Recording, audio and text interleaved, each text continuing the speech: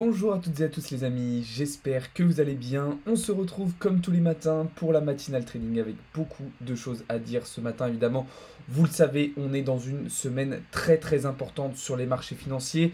On est désormais la veille du prochain FOMC et donc forcément il y a une tension maximum sur l'ensemble des marchés. C'est pour ça qu'on va essayer de voir ça un maximum aujourd'hui, autant sur le marché de la crypto que sur le marché actions, que sur le marché forex et celui des matières premières. On verra aussi les estimations de taux d'intérêt directeur, etc. Donc plein de choses très intéressantes à dire ce matin. Voilà, donc comme d'habitude, je vous invite à vous abonner, je vous invite à rejoindre le serveur Discord si ce n'est pas déjà fait, et je vous invite aussi à poser vos questions dans le chat, tout simplement. Je ferai des petites pauses régulièrement pour y répondre comme d'habitude. Voilà, allez, c'est parti, on rentre dans le vif du sujet, un début de semaine dans le rouge pour les cryptos. Alors, un lundi, enfin un dimanche et même un lundi qui a été compliqué, ok, pour le moment pour Bitcoin, et l'ensemble du marché a suivi à la baisse. Alors, rien de catastrophique, on voit que c'est pas du rouge sanglant non plus, mais on a une tendance de marché qui est baissière pour le moment pour ce début de semaine. Alors, est-ce que c'est une anticipation de la hausse potentielle des taux d'intérêt directeurs cette semaine? Est-ce que c'est le contexte aussi qui fait que c'est un petit peu plus compliqué? On va le voir un petit peu plus en détail au fur et à mesure du live. Du côté de l'indice Fear and Greed, indice à 55 aujourd'hui, on revient dans un niveau de confiance un petit peu plus neutre, là où on avait davantage d'espoir ces derniers jours. Et du côté du ratio long-short, on voit que les longues ont toujours l'avantage sur les shorts. Donc malgré que le prix ait chuté, malgré qu'on soit venu chercher des stops, eh bien les longues restent en majorité sur le marché, ce qui pourrait encourager encore à venir liquider davantage de positions. Car oui, c'est un petit peu l'élément principal de la charte actuelle sur Bitcoin. Malgré une correction du prix, on n'a pas eu tant de liquidation que ça pour le moment. Pourquoi? Eh bien tout simplement puisque dans cette zone, on avait déjà liquidé énormément, on avait déjà récupéré énormément de stops ici grâce à ce mouvement. Donc je pense que désormais, si on veut aller chercher davantage de stops, davantage de liquidation, il va falloir venir s'intéresser à ces plus bas ici, plutôt sous les 27 000 $. C'est d'ailleurs la raison pour laquelle hier matin et puis même fin de semaine dernière, je vous disais que je tendais plutôt vers un scénario baissier qui pouvait nous ramener vers les 27 000 $ et pour le moment, ça semble se confirmer. Alors, on aurait pu effectivement hier matin se positionner ici sur ce rejet, ça pouvait paraître un petit peu risqué, mais au final, c'était tout à fait possible. En tout cas, désormais, malgré la petite réaction ici qu'on a eu de Bitcoin sur ce support, je m'attends à un retour vers les 27 000 $ ou même sous les 27 000 $. Alors attention, parce que, comme je vous le disais, avec la Fed, avec le FOMC de cette semaine, on va probablement avoir beaucoup de volatilité et le marché va pouvoir partir un petit peu dans tous les sens sans forcément toujours beaucoup de cohérence. On va devoir faire face sans doute probablement aussi à beaucoup de manipulations. Donc il va falloir rester extrêmement prudent. Mais pour le moment, je reste baissier sur Bitcoin. Alors, comme vous le voyez, j'ai pas de position en cours. J'ai pas de trade, j'ai pas d'ordre d'ouvert actuellement sur Bitcoin. Tout simplement parce que je considère les charts assez compliqués à trader. Alors, j'ai hésité hier matin à rentrer, à me positionner sur ces niveaux-là, mais je ne l'ai pas fait. Et pour le moment, je vais rester plutôt en observation avec pas de nouvelles prises de position. On le verra juste après. Par contre, sur les cryptos, sur ce début de semaine, je me suis plutôt concentré sur les alts. Quelque chose d'assez étonnant. Si vous me connaissez, vous savez que d'habitude, c'est plutôt l'inverse. Mais voilà, pour le moment, sur Bitcoin, pas de nouvelle prise de position, pas de trade, je reste plutôt en observation. Et de toute façon, comprenez bien qu'au vu de la situation de la semaine, c'est extrêmement dangereux de rester sur des positions ouvertes sur plusieurs jours, ou même des fois sur une journée totalement, puisqu'on a beaucoup de mouvements. Donc, restons prudents. Salut Deadpool. Euh, donc voilà, du côté d'Ethereum, ben c'est sensiblement la même chose. Pas forcément de prise de position pour le moment. Comme je vous l'ai déjà expliqué, ben on est actuellement sur un petit peu notre dernier rempart, sur notre dernier support. J'attends un breakout baissier pour rentrer en position ou alors des signaux de rebond qui pourront me permettre de revenir chercher un long en direction des 1930, voire même en direction des 2000 $. Mais pour le moment, même chose, pas nécessité et pas de cohérence à se positionner dès maintenant sur Ethereum, étant donné qu'on est pile poil sur une zone de support. On n'a pas encore suffisamment d'indications pour le moment pour savoir si on va avoir le breakout qui nous ramènera vers les 1500, 1400 ou si on va avoir un rebond technique pour repartir vers le haut. Donc là, même chose que sur Bitcoin, pour le moment sur Ether, je suis plutôt en observation. Donc voilà, en tout cas là aussi il y avait une très très belle prise de position à prendre dimanche en fin de journée lorsqu'on a été rejeté par cette structure des 1930 $. Alors, juste ce que je pourrais rajouter sur Ethereum à court terme, ok, si on regarde un petit peu plus la zone et notamment cette descente, on voit qu'on a on a laissé un petit peu de FVG ici, d'accord? Donc peut-être que ça va un petit peu attirer le prix dans un premier temps avec une déviation de manière à revenir rééquilibrer ce déséquilibre justement de marché, mais ça me paraît un petit peu faible, donc pas sûr non plus qu'on y aille tout de suite. Donc voilà. Alors, je vais regarder un petit peu vos premières questions, les amis, et puis après, on va pouvoir regarder les positions que par contre j'ai pu prendre et que j'ai pu vous envoyer du côté des altcoins, parce qu'il y a eu des choses très intéressantes. En tout cas, je vois que vous êtes très nombreux ce matin, ça fait extrêmement plaisir. N'hésitez pas à vous abonner et n'hésitez pas à rejoindre le serveur Discord, vous avez le lien dans la bio, c'est là-bas que tout se passe. Alors, je regarde un petit peu vos messages dans le chat, mais en tout cas, ça fait extrêmement plaisir de voir que vous êtes très nombreux ce matin. Tu as vu le Wojak? Alors ouais, le Wojak, il y a certaines personnes qui sont venues en parler dans le serveur Discord justement. Personnellement, je ne connaissais pas cette crypto, mais ça paraît ultra intéressant. Dites-moi un petit peu dans le chat si vous connaissez cette crypto et ce que vous en pensez. Est-ce que c'est quelque chose d'intéressant? Certains parlent du Wojak comme du nouveau Shiba Inu. Alors personnellement, je ne suis pas du tout fan des shitcoins, je ne suis pas du tout fan des meme coins, mais apparemment, le Wojak, ce serait quelque chose d'ultra intéressant. Donc dites-moi un petit peu dans le chat si vous connaissez, si vous en avez entendu parler. Mais personnellement, je ne connais pas du tout cette crypto.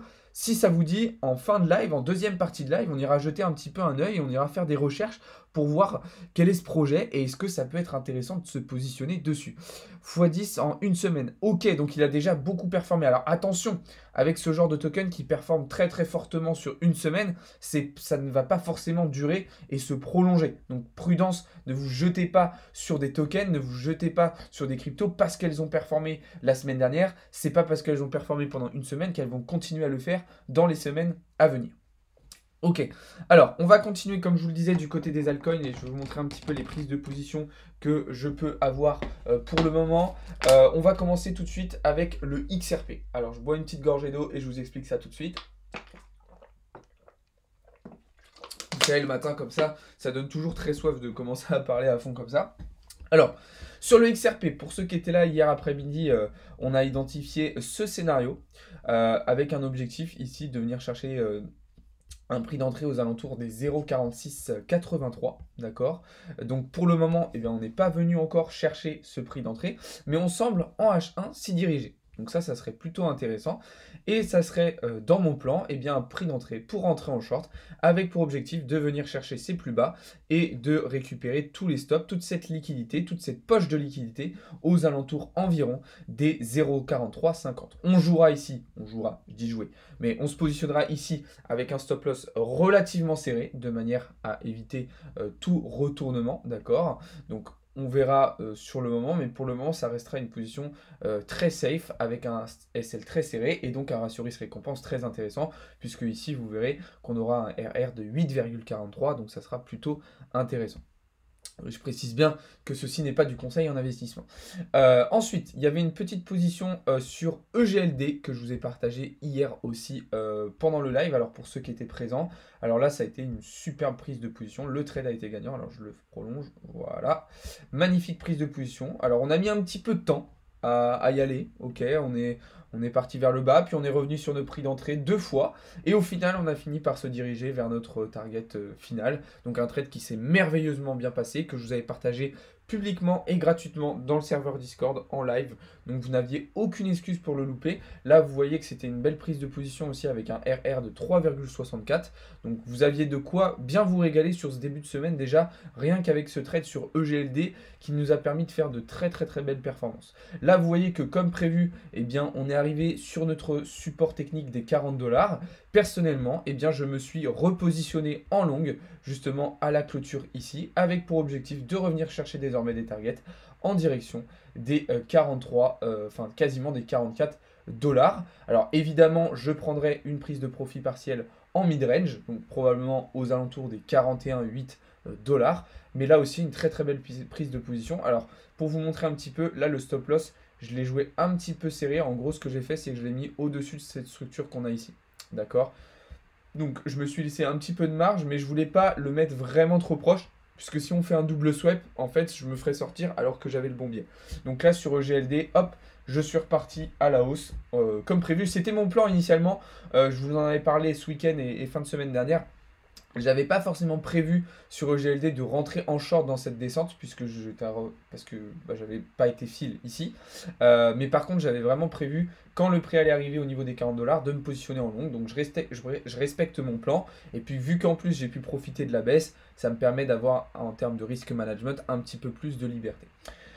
Donc voilà, ensuite on avait le DYDX sur lequel je voulais revenir. Bon bah là c'est vraiment dommage puisqu'on n'a pas été fill sur ce trade, mais regardez le scénario que je vous avais montré, ça faisait plusieurs semaines, hein. Je crois que c'était vraiment mi-avril que je vous avais identifié ce scénario, et ben il se déroule à merveille, mais comme vous le voyez, bah, malheureusement, à quelques dizaines de centimes près, le prix d'entrée n'a pas été touché, donc on n'a pas pu rentrer en position.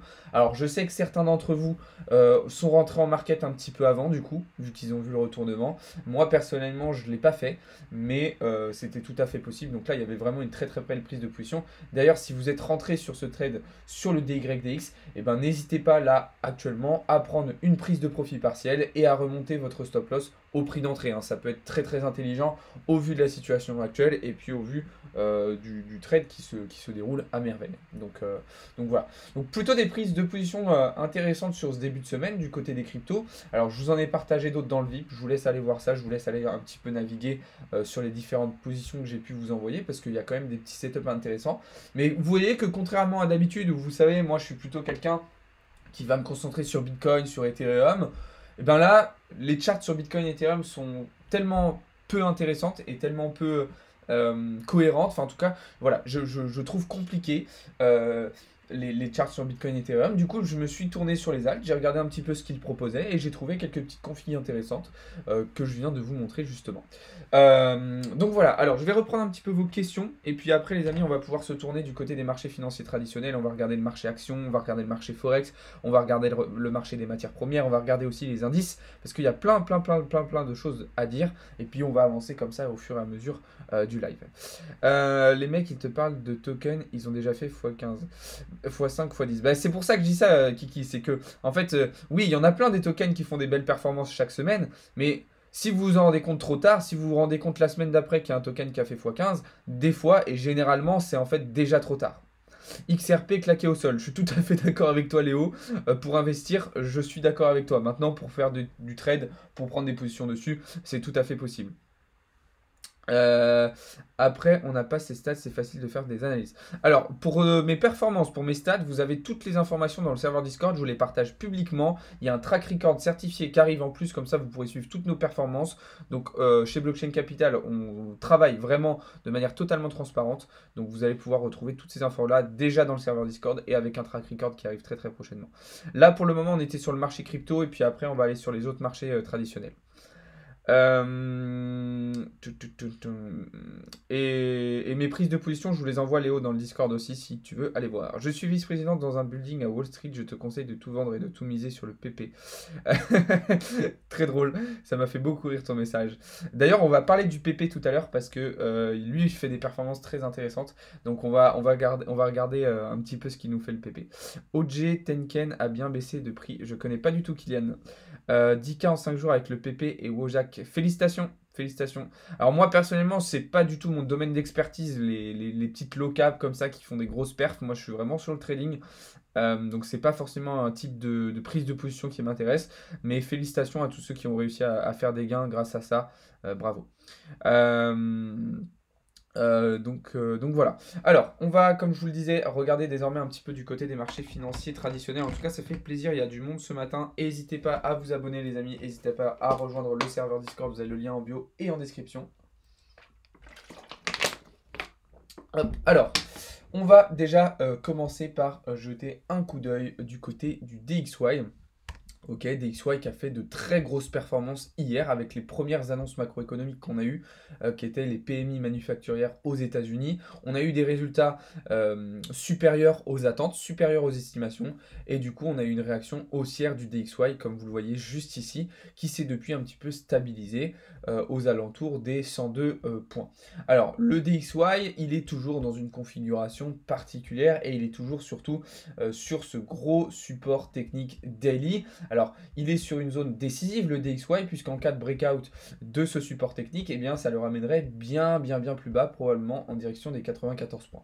Pour le moment, il réalise une très bonne réaction sur ce support technique, justement, et semble se diriger plutôt à la hausse. Alors, ce qui va définir la suite pour le DXY, c'est tout simplement le FOMC. Le FOMC qui a lieu demain soir à 20 h, et on saura à ce moment-là si la Fed va de nouveau hausser ses taux d'intérêt directeurs ou pas, et si elle va le faire pour une dernière fois ou pas, puisque c'est un petit peu la rumeur qui court jusqu'à maintenant, comme quoi la Fed pourrait demain hausser pour la dernière fois en 2023 ses taux d'intérêt directeurs. Alors pour le moment, les estimations et les probabilités tablent sur une hausse de 25 points pour faire monter les taux du coup à 5,25% pour ce mois de mai 2023. En fonction de cette hausse potentielle des taux d'intérêt directeurs, et si elle est définitive ou s'il y en aura d'autres à l'avenir, ça aura évidemment énormément d'impact sur le DXY qui continuera sa hausse ou bien qui ira chercher un breakout vers le bas. Alors, si les estimations sont respectées, étant donné qu'on va avoir une continuation des hausses de taux d'intérêt directeurs, on pourrait imaginer que le DXY parte en direction des 105 points, voire des 106 points. Sauf que si lors de la conférence après la décision des taux d'intérêt directeurs, Jérôme Powell annonce que c'est la dernière fois qu'il les hausse, ces taux d'intérêt directeurs, on pourrait avoir un dollar qui repart vers le bas. Donc en fait, ce qui pourrait être envisageable demain, c'est un DXY dans un premier temps à la news qui partirait vers le haut, puis lors de la conférence, si Jérôme Powell dit que c'est la dernière fois ou presque la dernière fois et que la Fed va pivoter très prochainement, on pourrait avoir un DXY qui repartirait vers le bas. Donc c'est pour ça que ce FOMC arrive dans un contexte très particulier, dans une situation vraiment décisive.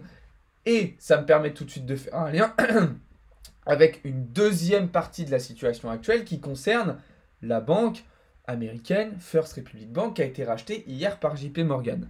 Et oui, puisque ce FOMC arrive aussi dans un contexte de crise systémique bancaire qui va inciter et encourager la Fed à injecter et à imprimer de la liquidité pour justement préserver ce système bancaire international.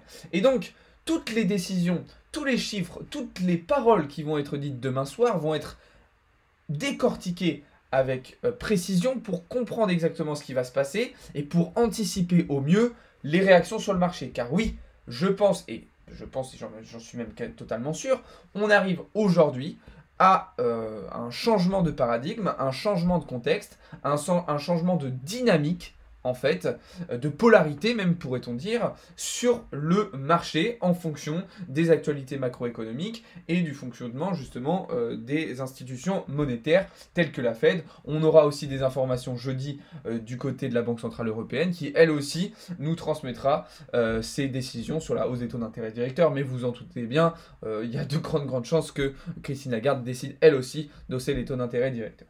Donc voilà, il va falloir surveiller très attentivement le DXY cette semaine.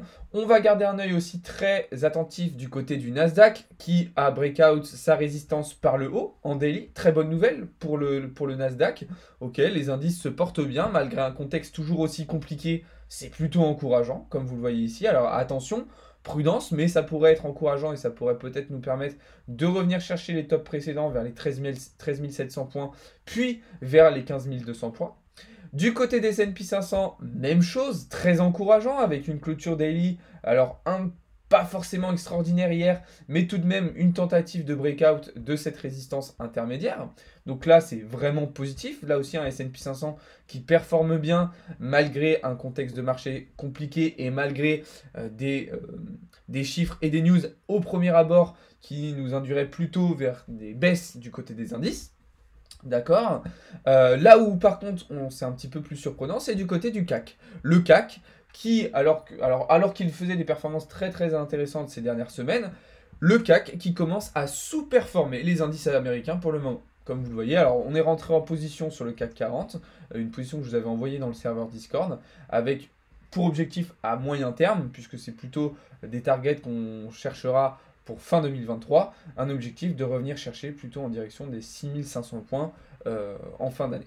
Donc voilà, du côté des indices qu'on pouvait dire, mais en tout cas plutôt encourageant. Alors évidemment là aussi tout dépendra de ce qui se passera cette semaine, tout dépendra de ce que va faire le dollar, mais on voit que malgré une bonne réaction du dollar ces derniers jours, eh bien S&P 500 a lui aussi réussi à faire de belles performances. Là où d'habitude c'est plutôt compliqué. Et là où c'est dommage, eh bien c'est justement que Bitcoin n'a pas du tout, lui, saisi ces opportunités, n'a pas du tout été capable de profiter de la hausse de S&P 500, mais a plutôt été corrélé cette fois-ci au mouvement du DXY. Donc voilà, du côté du marché Forex, désormais, alors on vous a envoyé quelques petites positions dans le serveur Discord sur ce début de semaine. Moi pour le moment je reste plutôt en observation, mais je suis toujours dans mes shorts sur EURUSD, toujours dans ces deux prises de position qui d'ailleurs se passent très très bien. Là on voit que on va probablement revenir tester la structure sur EURUSD pour aller chercher potentiellement une continuation baissière, d'accord? Donc avoir un potentiel nouveau prix d'entrée intéressant pour faire du DCA short.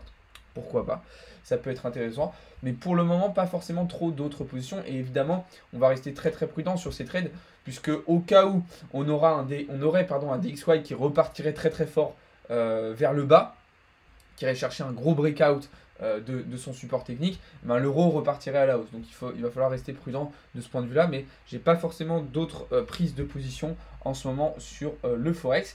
Et enfin, du côté du Gold, alors le Gold, lui, qui a eu beaucoup de mouvements, qui a été très très volatile sur ce début de semaine, notamment justement suite à la news du rachat de la First Republic Bank par JP Morgan, hein, on a vu que ça avait créé pas mal de volatilité sur les matières premières. Le Gold, que je cherche tout simplement à short. Désormais, là, j'ai pris ma décision. Mon objectif, c'est, je vous l'ai dit hier matin, short jusqu'aux 1900 points, 1930 points. Ça, c'est fait. Donc voilà, on va rester en observation. Mais vous voyez qu'il y a eu encore une prise de leak ici avec le mouvement volatile d'hier. Donc voilà ce que je pouvais dire du côté des marchés financiers traditionnels. Voilà un petit peu ce qu'on pouvait dire en termes de prise de position. Donc, prudence maximale de toute façon cette semaine au vu du FOMC, au vu du contexte actuel. On va rester très très prudent, on va limiter les prises de position et surtout on va éviter de rester exposé trop longtemps sur le marché. C'est-à-dire que moi vraiment sur des semaines de FOMC comme ça, je privilégie des prises de position vraiment à court terme. J'évite de rester dans de l'intraday trop long ou même du swing, c'est complètement inconcevable pour moi. Donc voilà, alors je reprends vos questions. Tac, tac, tac, tac, tac. Excusez-moi, je reprends vos questions. Ok, je ne sais pas. Tu dis quoi du LQLD? J'ai pas parlé du LQLD, Jérémy. Mais si tu veux, je vais mettre le replay, effectivement, comme l'a dit Deadpool. Le replay du live sera en direct sur YouTube, vous pourrez aller voir ça. Tac, tac, tac. Merci à tous ceux qui s'abonnent, hein. N'hésitez pas à vous abonner, les amis. N'hésitez pas aussi à rejoindre le serveur Discord, ça ferait extrêmement plaisir. Pourquoi dernière fois il se passe quoi sinon? Bah c'est pas que il se passe quoi sinon, mais c'est juste que en fait potentiellement le pivot de la Fed pourrait arriver bien plus tôt, étant donné la crise systémique bancaire et étant donné le fait que l'inflation a bien baissé aux États-Unis. Maintenant rien n'est sûr. Tu n'en vois plus les positions avec TP et tout sur ton groupe? Si CryptoWin, si Lorenzo, il y a toujours dans le serveur Discord. Tu fais du Forex? Oui. Alors, moi, je ne suis pas spécialisé Forex. Moi, je suis spécialisé crypto.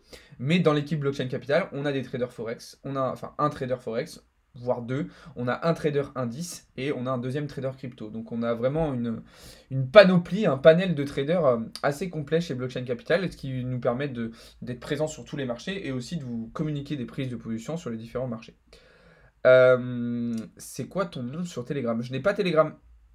J'ai pas du tout de Telegram, Toriki. J'ai long hier EURUSD. Ah, bah on n'est pas dans le même camp. Salut Gold... mince. Salut Gold Diamond. Le lien du Discord, il est dans la bio, les amis. Après, c'est du day trading pour moi. Alors moi, principalement, ouais, je fais plutôt du day trading en règle générale. Après, ça m'arrive de prendre des positions en scalp, même en swing aussi. Mais c'est pas ce que je fais en priorité. Je suis plutôt baissier sur le gold, Eraji Fatima. As-tu des infos sur la crypto Edu? Alors, on en a parlé un petit peu de la crypto Edu, Kylian, la semaine dernière. Je t'invite à aller voir la rediffusion du live de vendredi dernier dans lequel on a parlé de Edu. Mais j'ai pas forcément plus d'infos que ça pour le moment. Enfin, j'ai pas forcément. Si, j'ai des infos, mais j'ai pas forcément d'avis pour le moment. J'observe ce qui se passe du côté de cet écosystème, mais voilà. Dans quel salon je trouve plus? Bah, toujours dans le VIP, hein, Lorenzo. Hein. Tu m'as envoyé un message hier dans le chat VIP, donc c'est que tu as toujours accès. Hein. C'est que tu as toujours accès. Je sais plus où tu m'avais envoyé ton message. Je vais regarder ça. Tac, tac, tac, tac, tac, tac, tac. Alors attends, je vais essayer de retrouver ton message. Mais bah si, regarde, Opex Game. Tu m'as envoyé un message dans le chat VIP. Donc toi, tu as bien le rôle crypto VIP. Donc tu as toujours accès aux signaux. C'est vrai qu'il y a eu pas mal de modifications dans le serveur Discord. Mais tu as toujours accès. Hein. Tu as toujours accès.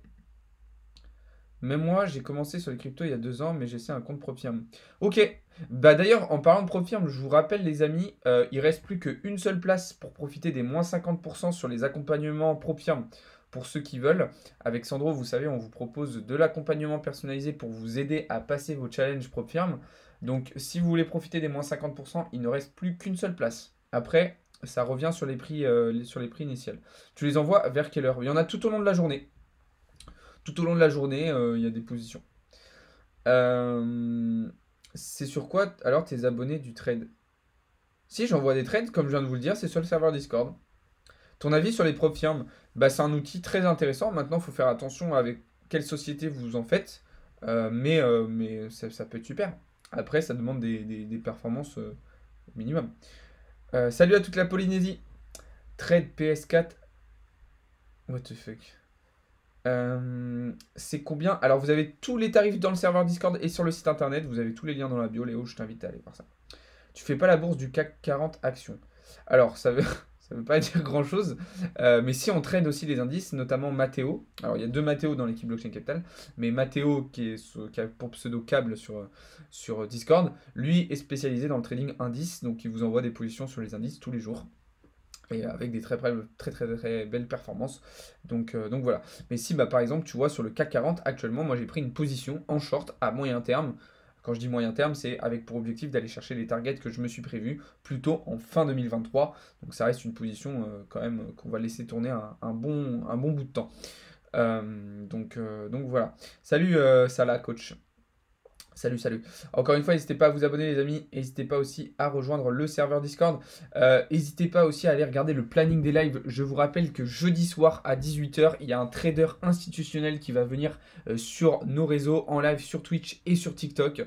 Donc soyez présents. Il va vous partager ses conseils, son expérience, plein de choses, son avis sur les marchés. Il nous fera un petit débrief aussi du FOMC. Donc un trader institutionnel français que je connais et avec qui je suis en contact, qui travaille pour des banques et des gros fonds d'investissement en France, qui va venir intervenir sur la chaîne et discuter avec nous. Donc n'hésitez pas déjà à préparer un petit peu vos questions. Ça se passe jeudi à 18h sur les réseaux de Blockchain Capital. Et sachez que si ça se passe bien et si ça vous plaît, d'ailleurs, dites-moi déjà dans le chat, est-ce que ça vous intéresse, est-ce que ça vous tente? Eh ben, je le ferai revenir sur la chaîne, il reviendra faire des lives et des vidéos avec nous. Donc dites-moi un petit peu si ça vous intéresse, dites-moi si vous trouvez l'idée cool.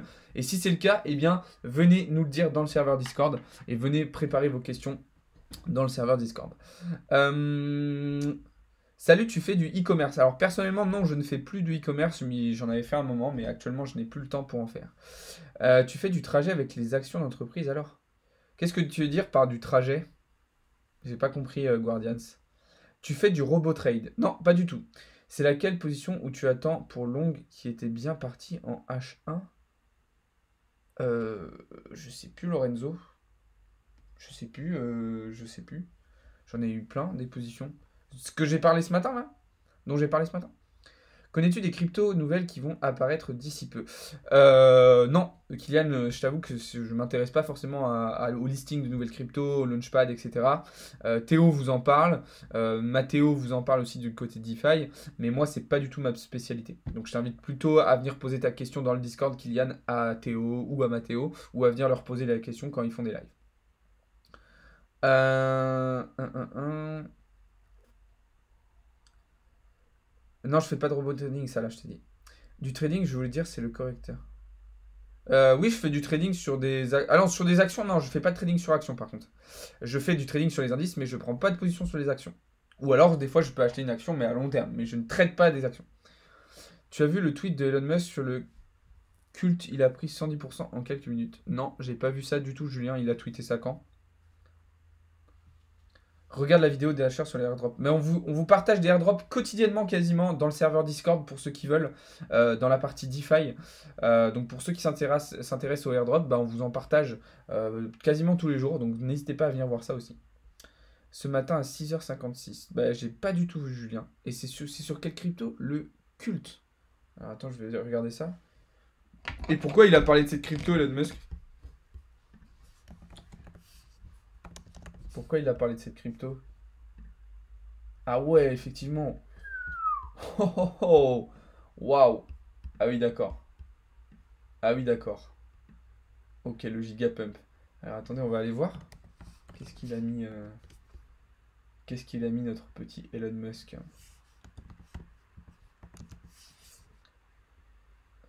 Tac. Alors. À 6h56, tu m'as dit? Ce matin, culture. Ouah, non, mais ça a aucun rapport avec le token. Ça, et ça, c'est un truc de fou, hein. Regardez les premiers commentaires, c'est quoi? C'est PP. Eh, c'est une dinguerie. C'est une dinguerie. Genre, Elon Musk, il fait un tweet avec deux mots, un slash, deux mots, culture. Et il y a des mecs, ils sont allés chercher un token qui s'appelait culte et ils l'ont buy. C'est vraiment, vraiment, les cryptos, c'est un monde de fou, ça me fait trop rire. Vraiment, c'est un truc de ouf. T'as vu ça, Théo? Ah oui, merci, tu m'as envoyé le lien, j'avais pas vu. C'est un truc de fou, les gars. Regardez, Elon Musk, il fait un tweet, il met culte slash culture, et il y a des mecs qui se sont dit, ok, il y a peut-être un token derrière tout ça, ça va pump, et du coup, il y a des mecs qui achètent en balles, et là, on a un prix qui décolle. Non, mais c'est vraiment une dinguerie. C'est vraiment une dinguerie. Franchement, ça me fera toujours autant rire. Ces mouvements-là, enfin, c'est énorme. Alors bon, après, attention, hein, parce que c'est vraiment un mouvement pas du tout naturel, donc ça va probablement très rapidement se retomber. Euh, mais je trouve ça tellement énorme. Je trouve ça tellement énorme. Alors là, pour moi, enfin, je sais pas, je pense pas qu'il parlait de ça, hein, vraiment. Mais même, vous voyez, regardez le premier commentaire. PP, c'est énorme. Et je pense que c'est que ça, hein, c'est que ça dans les commentaires, à mon avis. Voilà, PP. Là, regardez. Culture. Et hop, la photo d'après. Plus 76% culte DAO. Franchement, je connaissais même pas ce coin. Shorter le culte. Alors attention, mais ouais, pourquoi pas, hein. Pourquoi pas. Non, en vrai, c'est vraiment énorme. C'est vraiment énorme. Ça, dans le monde de la crypto, ça me fera toujours autant rire. Bon, après, ça me fait rire, mais en vrai, c'est pas ouf parce que ça fait pas très sérieux. En fait, c'est pas très sain pour l'écosystème crypto, je trouve. Dans le sens où, bah, imaginez s'il y avait la même chose dans les marchés financiers traditionnels, bah, il serait un petit peu chelou, quoi. Donc, bon. Bon, là, si vraiment vous êtes des gros dingos, si vraiment vous êtes des gros fous malades, euh, pourquoi pas, tenter un truc comme ça. Mais vraiment, pour moi, vous voyez même pas, parce que le RR est pas intéressant, vous avez un SL qui est trop loin. Donc voilà, moi je ne toucherai pas du tout à cette charte, et je rentrerai pas du tout en position sur cette charte, c'est beaucoup trop dangereux. Mais en tout cas, très très drôle, merci d'avoir partagé l'info les gars. C'est toujours sympa de voir ce genre de petites news là, et ce genre de performance un peu loufoque que nous propose le marché crypto. Donc voilà. Voilà. Alors, je vais reprendre un petit peu vos questions. Je précise bien, je me suis pas positionné hein, sur le culte, hein, c'était une blague, les amis. Les biais de taré dans la tête des gens. Ouais, c'est clair. Les gens comprennent ce qu'ils veulent. Ouais, mais c'est fou la force C'est fou la force avec laquelle il y a de la réaction. Salut Cédric. C'est fou. Long, un token à son listing, t'en penses quoi? J'en pense que c'est extrêmement dangereux et je pense que si vous n'avez pas participé au launchpad, et donc si vous n'avez pas déjà des tokens au préalable, pour moi, long, un token qui se liste, c'est du casino. C'est du casino. Ce que je vous invite à faire, si vous voulez faire ça, et profiter de listing de certains tokens, c'est participer au launchpad, avoir du coup des tokens au préalable, et les vendre justement au moment du listing, puisque généralement au moment des listings, les prix s'envolent. Mais le truc, c'est qu'au moment d'un listing, ça va tellement vite, et le problème, c'est qu'en fait, au moment d'un listing, il n'y a pas forcément d'exit liquidity. C'est-à-dire que au moment où ça va être listé, vous n'allez pas forcément pouvoir d'un point de vue liquidité, vendre le token au moment où vous allez vouloir. Donc vous allez peut-être vous retrouver des fois obligé de vendre sous votre prix d'achat. Le problème aussi, c'est que le prix monte tellement vite qu'il y a tellement d'ordres en même temps qu'au moment où vous allez passer votre ordre, bah, vous, sur la chart, vous allez penser que vous allez acheter ici. Et en fait, il y a tellement d'ordres que vous allez acheter ici. Et donc, ça, pour moi, c'est très dangereux. Donc, personnellement, je ne vous recommande pas de procéder à ce genre de type d'investissement et à ce genre de prise de position sur des tokens listés. Alors après, le SUI Network, je pense que ça peut être intéressant, mais pas forcément pour le trader sur du listing. Mais voilà. Bref, à plus tard, je m'abonne, t'as l'air un minimum sérieux pour un TikTok crypto. Merci Léo, je t'invite à venir dans le serveur Discord, tu verras qu'on fait un super travail sur le blockchain capital. Donc voilà. Salut, je suis nouveau, j'aimerais apprendre le trading. Et bah, t'es tombé au bon endroit, Guillaume. C'est justement un des services qu'on propose. Donc, je t'invite à t'abonner et puis à rejoindre le serveur si tu veux. Donc, voilà. Voilà ce que je voulais vous dire. Alors, on va avancer un petit peu dans le live parce que ça fait déjà une bonne demi-heure qu'on est en train de discuter, mais j'ai encore des petites choses intéressantes à vous dire ce matin. On va faire un petit point sur le calendrier économique de la journée parce qu'on a quand même une journée bien remplie hein, aujourd'hui. On a quand même une journée bien remplie. Alors il y a eu des petits résultats ce matin, mais voilà, pas grand-chose qui nous concerne et qui nous intéresse pour le moment. Par contre, d'ici une heure, un peu plus d'une heure, on va avoir, enfin même dans les 2 prochaines heures, on va avoir en Europe énormément de résultats. On aura notamment, d'ici 55 minutes, la masse monétaire de l'Union européenne. On aura les résultats des PMI manufacturiers en Europe. Et on aura surtout à 11 heures les résultats de l'inflation. L'inflation qui pour le moment sur les estimations pourrait repartir à la hausse, d'accord? Donc prudence maximale, sur le mois d'avril on pourrait avoir une inflation qui repart à la hausse, ce qui évidemment impactera directement les décisions de la Fed, de la BCE pardon, dont on aura connaissance jeudi sur la potentielle hausse des taux d'intérêt directeurs. Donc ça va être des résultats qui vont être très importants à surveiller en fin de matinée. Ensuite, en milieu d'après-midi, nous, du côté français, on aura quelques petits résultats intéressants, mais rien de très important. Ce qui sera surtout important à suivre à 16 heures, ça sera les rapports Jolts sur les nouvelles offres d'emploi aux États-Unis. Alors, le rapport Jolts, c'est un résultat qui est assez surveillé du côté américain. C'est pas forcément quelque chose qui va avoir beaucoup d'impact sur les marchés en règle générale, mais au vu du contexte actuel, vous savez, l'emploi est quand même un levier assez important pour la Fed et pour les institutions monétaires dans un potentiel contrôle de l'inflation. Donc évidemment, dans une semaine de FOMC, même ce genre de news vont potentiellement pouvoir avoir un impact conséquent. Donc ça sera un résultat qu'il faudra surveiller avec attention, même si je ne m'attends pas forcément à une volatilité accrue, ça pourrait être pertinent de garder un œil dessus. Donc voilà, donc journée quand même avec des petites choses importantes à suivre et puis surtout une tension qui va commencer à s'exagérer au fur et à mesure sur les marchés, étant donné qu'on va arriver ce soir à moins de 24 heures du prochain FOMC, je vous le rappelle, qui aura lieu demain à 20 h avec la décision de la Fed sur les taux d'intérêt directeurs. Pour le moment, je vous le rappelle, les estimations tablent sur une hausse de 25 points, ce qui ferait du coup monter les taux d'intérêt directeurs américains à 5,25%. Je vous rappelle que potentiellement les marchés avaient price seulement un top à 5%.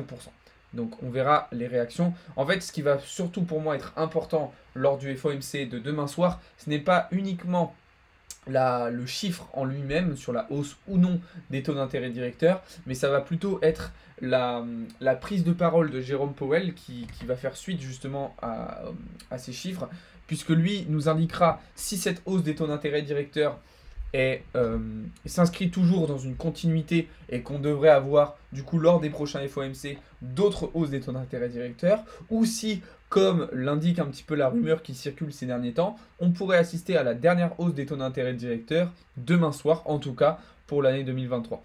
Donc ça va être très très important à surveiller évidemment. Sachant qu'encore une fois, je rappelle que tout ça intervient dans un contexte de crise systémique bancaire. Donc Jérôme Powell qui peut-être annoncera aussi lors de la conférence post-FOMC l'injection d'un certain nombre de liquidités ou peut-être d'un plan d'injection de liquidités pour les semaines et les mois à venir. Dans tous les cas, je vous le rappelle, mais hausser les taux d'intérêt directeurs et d'un autre côté injecter de la liquidité, c'est totalement contre indicatif, puisqu'on a d'un côté une mesure qui vise à baisser les taux d'intérêt directeurs et de l'autre côté une mesure qui baisse, enfin une mesure qui va indirectement hausser, faire repartir l'inflation à la hausse, puisqu'il va y avoir du coup une dévaluation de la monnaie en question. Alors Jérôme Powell, qui est aussi dans une interview piégée, si je puis l'appeler comme ça, a indiqué que la volonté de la Fed était tout de même et toujours de faire rentrer l'économie actuelle dans une récession contrôlée, ayant pour but justement de contrôler l'inflation. Une récession, comment on rentre en récession? Et bien justement avec une hausse prolongée des taux d'intérêt directeurs justement. Donc c'est pour ça que ça ne serait pas non plus surprenant de voir une hausse de taux d'intérêt directeur qui va continuer au cours de l'année 2023. Donc voilà. C'est quoi ma stratégie de trading? Je vous ai fait une vidéo complète sur la chaîne YouTube Jola Panique pour vous expliquer un petit peu mon fonctionnement et ma stratégie, mais c'est ma propre stratégie qui est propre à moi-même. Donc voilà. Le lien du serveur Discord, vous l'avez dans la bio Baby Rider, dans le Linktree. Donc voilà. Voilà un petit peu les amis, en tout cas ça fait plaisir, il y a plein de gens qui s'abonnent. Je vous invite aussi à rejoindre le serveur Discord. C'est là-bas qu'on partage toutes les informations, c'est là-bas que tout se passe. Donc voilà. Et bah écoutez les amis, il est 9h10, ça fait environ 45 minutes qu'on est ensemble. Théo va prendre le relais dans une quinzaine de minutes, dans 15-20 minutes pour la matinale news. Donc je vais vous laisser avec lui. Ne bougez pas, ok, il arrive dans une quinzaine de minutes. Moi je vous rappelle le rendez-vous principal de la semaine, alors c'est évidemment demain soir à 20h pour le FOMC, et sinon jeudi soir à 18h, il y a un trader institutionnel qui va venir sur nos réseaux, donc avec moi, pour vous donner des conseils, pour vous partager son expérience, son avis sur les marchés, etc., etc. Donc ne loupez pas ce rendez-vous jeudi soir à 18h sur les réseaux de Blockchain Capital, TikTok et Twitch. Ça va être un événement ultra intéressant, donc préparez aussi déjà un petit peu vos questions, d'accord, si vous en avez, et puis je vous donnerai rendez-vous d'ici là. Pour aujourd'hui, d'ailleurs je vais terminer en vous montrant un petit peu le programme live de la journée, d'accord, puisque comme ça vous aurez connaissance un petit peu des différentes horaires à surveiller aujourd'hui. Alors ne bougez pas, je vous le mets sous les yeux, le voilà. Donc là, comme je vous le disais, juste après moi, il y a Théo qui va prendre le relais pour sa matinale news, comme tous les matins. Cet après-midi, ce midi, vous aurez un creux comme d'habitude. Et on reprendra les lives à partir de 16h avec Mathéo qui vous fera un live DeFi. Vous aurez ensuite un cours du soir pour les VIP à 17h30.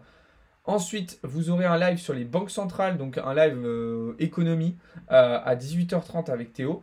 Et ce soir, on fera un live de 20h à 23h avec Paul, live trading, pour prendre des positions en direct avec vous. Donc voilà, et puis vous voyez que tout au long de la semaine, vous allez avoir plein d'autres lives, plein d'autres contenus. Donc n'hésitez pas à venir voir tout ça encore une fois. Pour ne rien louper, abonnez-vous, rejoignez le serveur Discord. Et comme ça, vous pourrez profiter de tout cela. Voilà les amis. Eh bien écoutez, je vais vous laisser là pour le moment, pour ce matin. On se retrouve juste après sur le serveur Discord. Pour ceux qui n'ont pas pu suivre l'intégralité du live, ce que je vous invite à faire, c'est de venir voir la rediffusion que je vais vous mettre juste après sur la chaîne YouTube. Donc vous avez là aussi le lien en bio et en description. Sur ce, je vous souhaite à toutes et à tous une très bonne journée. On se retrouve juste après sur Discord et sinon tout au long de la journée sur les différents réseaux. Ciao tout le monde, c'était Alex pour Blockchain.